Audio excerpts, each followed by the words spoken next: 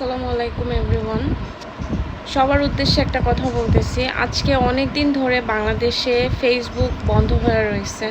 তো আমি মাননীয় প্রধানমন্ত্রীর কাছে একটাই আবেদন জানাচ্ছি, আপনি প্লিজ ফেসবুকটা খুলে দেন। দেখেন, এইভাবে ফেসবুক বন্ধ করাতে কারো ফেসবুক যারা চালানোর তারা হচ্ছে ভিপিএন দিয়েও চালাচ্ছে, কিন্তু বিপদে পড়ছে কারা, যারা আমাদের মতো ব্যবসায়ী আছে তারা মানে ক্ষতির মুখে পড়ছে। এখন 2 দিন পর আমাদের এমন অবস্থা হবে যে আমরা ঘরে বসে মারা যাব না খেতে পেয়ে। তো প্লিজ আপনারা ফেসবুকটা ওপেন করে দেন, আমি রিকোয়েস্ট করতেছি। নাহলে বাংলাদেশের অনেক বড় একটা জনসংখ্যা মানে না খেতে পেয়ে মারা যাবে, জাস্ট না খেতে পেয়ে মারা যাবে।